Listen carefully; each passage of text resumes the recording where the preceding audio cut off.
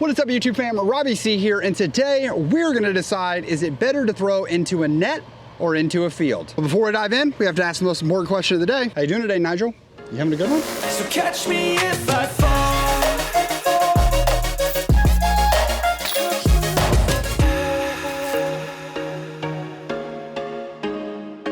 So if you've been following on the channel for any amount of time, you know that we don't throw very far compared to other people who play in the MPO division. And at the time that this video is releasing, I will have already been up to Foundation Disc Golf to film for the All-Stars. And inside of that is the distance competition, which I fear and dread really every single year. And that comes from insecurities that I have about myself, but also I just think that inside of disc golf, we just haven't connected the dots yet that you can help others improve their game while maybe not necessarily being a master of throwing super far yourself. I think lots of people are trying to close to that 350 to 400 foot mark, and I feel like I can comfortably throw that, but for some reason, I'm not allowed to educate people on that because, well, I don't throw 450. Which is part of the reason why we started the series on trying to go on the road to 450. Plus, if I'm being 100% honest, I just kind of think it'd be fun to throw really far. So that's when I recruited Blitz DG to come in and help with me on that road. And guys, it has been really fun watching as I've found some easier distance and going through that process. But when we hit a little cold spurt, I have noticed that I sort of detracted in the form that he and I had been working on, and I hadn't really found my old form either. So I was just truly living in the middle ground between the two, which isn't good because I was basically getting the worst of both of them. Now, on the journey to trying to improve and get better and get more distance in disc golf, there is a question that I think comes up quite often, especially for those of you who are trying to go down this journey yourself. And it's an important one that we should discuss, which is it better for you to throw into a net versus you to throw into a field? And I think the honest answer is that I don't know that one is better than the other. I think it really depends on what you want to work on. So we're going to take a few minutes to just talk about what I think are the pros and cons of working in both environments and what you can kind of learn from them. So when starting the discussion on throwing into a net, I think it's important to talk about this product right here, TechDisc. And I remember when I first talked with TechDisc, when they were really kind of jumping onto the scene, I asked like, hey, if you throw this out in a field, how often is it gonna like hit the ground and the puck's gonna fall off? And Michael, I'll never forget, actually told me it's actually better if you throw it in a field, because you got to think that the jarring motion of like being thrown and then immediately stopping into the net actually puts more trauma onto the disc than it just landing after it's been in the air, which I thought was a fascinating statement. And I think if you're using TechDisc, throwing into a net has a multitude of bonuses, although that obvious drawback of more wear and tear is a real thing. But one of the first is going to be the range on the puck to your device where it's feeding the information. So when I turn the TechDisc on, it is communicating and telling me on the app all of the different speed, the RPMs, the angle of the nose, the angle of the launch, all this different information, which is actually incredibly valuable. But there is a proximity of the puck to the disc. And so if I am throwing into a net, I get the immediate feedback to my phone. Within a few seconds, I hear the information, the throw is recorded on my phone. If I throw into a field, that information is still held onto the puck, but I have to go and retrieve the disc in order for that information to immediately be visible to me. The information is not lost. I want to go ahead and make sure that that's clarified.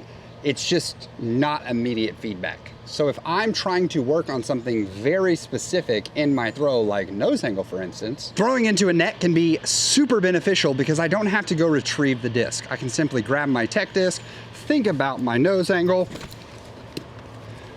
wait for the response, and say, oh, okay, that was 4 degrees nose down. Let's do that again.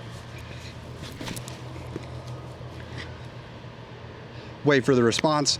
I can do this over and over again. So with the first pro being, if you're working on something specific, network can be really helpful. I think that also takes us to our second benefit of throwing into a net. If I am crunched for time, I think a net ends up being one of the best possible solutions because I can do a stretch, I can do a warm up or whatever, and then I can get out and get some quick reps into the net. And the amount of time that it takes me to throw 30 shots into the net, if I throw 30 discs into the field, I'm gonna need 30 different discs, or I'm gonna spend time going and finding them. Whereas into a net, let's say I'm working on distance drivers and I have my distance driver that I really like to throw, I can just throw that specific driver into the net over and over and over again and find that I'm actually getting reps and hand comfortability with using the same disc. Which takes me to a side benefit that I wouldn't say is like one of the biggest pros, but I do think that throwing your disc into the net over and over again does actually season it in. I wouldn't say crazy fast, but it certainly does season in the disc.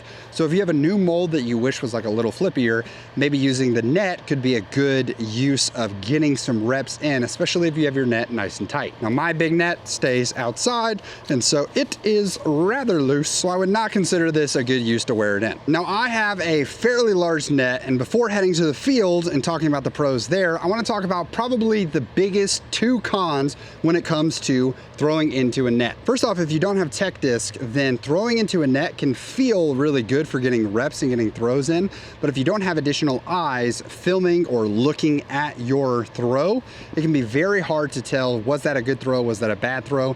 It becomes incredibly feel-based because there are no results. And I don't think that necessarily being entirely feel-based is best for us trying to achieve distance, because there have been plenty of times where you go to throw a shot and you feel like it was okay when in reality it wasn't. The second is a term that if you've never thrown into a net before is probably unfamiliar, and that is net anxiety. I've had plenty of lessons where I have done indoor lessons and I've had people throw into a net, but we're inside with drywall around and all these different obstacles, and I have, like I said, a large net. I'm 6'3". This is a 10-foot by like 12-foot net, I want to say. This thing is huge. It is very difficult when I throw for me to miss this area. Even if I'm trying to work on throwing sort of a positive launch angle, I can throw super far up and I'm still throwing into the net at this height. But if I had a smaller net, then I have the option or opportunity, if I'm trying to throw and work on that positive launch angle,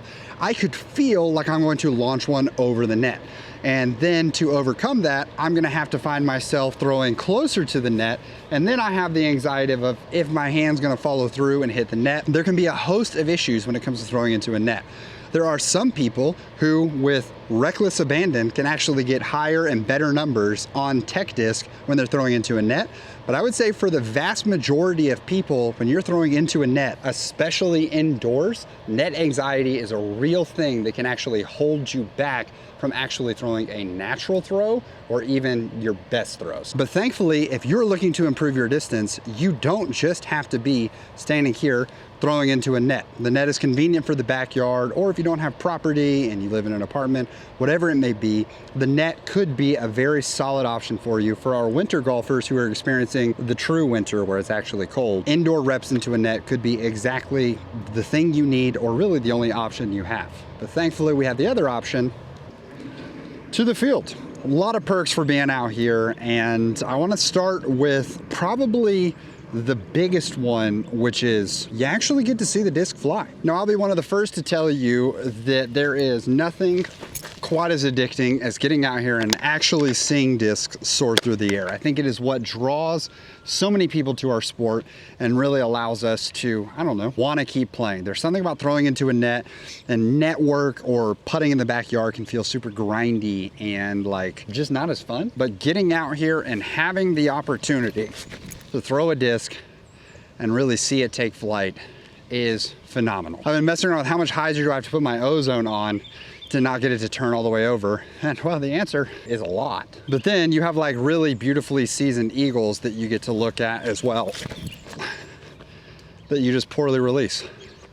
Now, I will go ahead and say that one of the perks of field work is I would encourage actually going to a field. I am on hole 5 of our local course, and that can have some drawbacks.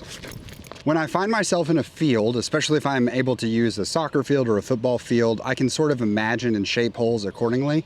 Whereas, for instance, if I'm using this hole, this isn't the most ideal hole to do field work on, because if I wanted to practice like turnovers, that tree is very much in the way and limits that. Whereas if I find myself in an open field like a soccer field or a football field, I'm gonna have a little more variety that I can use. But I know some people have a really hard time conceptualizing the holes or shots you're trying to throw. So maybe being on a certain hole can be really good for you to really dial in that effort or that shot. Now, a second perk that I would say is that not only do you get to see the discs fly, but you get to test some different angles to really see what are the discs in your bag doing, and you can really push those limits. It's one thing to be on the simulator with your TechDisc talking about, okay, I'm working on nose angle, I'm trying to throw it on nose angle. But for instance, when I'm throwing these discs, I can ask myself, all right, cool, what happens when I throw my uplink flat, or my Buzz SS's flat, or even my Praxis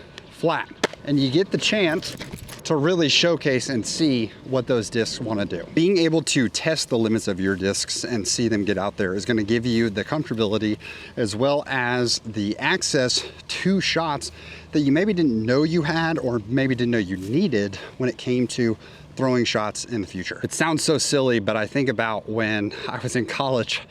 I was actually part of an esports team. I know that's not shocking to like so many of you, but I was not that great. And so I was on the B team, and the guy who played my role on the A team, I kind of talked to him, and he was like, yeah, Robbie, I don't think you limit test enough when it comes to what you're trying to do in the game. And I was like, what are you talking about limit testing? He was like, in this instance, he said, I was so afraid of dying inside the game that I never pushed myself close enough to that edge or to that side of things, so that sure, sometimes I was going to mess up and I was going to die, but there were lots of times where I was going to find out just how far I could go, and that allowed me to put myself in harder situations, which allowed me to outplay and maneuver my opponents. And I think in disc golf, so often we can get trapped into sort of, I just throw these stock shots and this disc only does this. And we don't do any limit testing on our discs, and being out in the field can really help you limit test, because rather than just saying I only throw my Buzz SS on this hyzer flip shot, well, maybe it's actually really good at turnovers for you and you've just never given it a chance. Now, of course, if we're going to talk about the positives, we have to talk about the negatives as well, which one of the biggest negatives when it comes to throwing in a field is you got to go pick all of them up. Often, folks, you can end up in a situation like I'm in right now, where I've thrown several into the field and I'm looking around trying to see where that uplink went. And you're just trying to keep mental stock of how many discs did I throw, where did they all land? And so it takes time. The time that you're taking to go and pick up the discs and retrieve them, hopefully not forget any, or maybe throw some bad ones that end up shanking into the distance. You could lose discs more often throwing into a field, and it is just actually slower. But is the trade-off you get sometimes worth it? Yeah. I actually think I lost my uplink. That landed in the middle of the hole.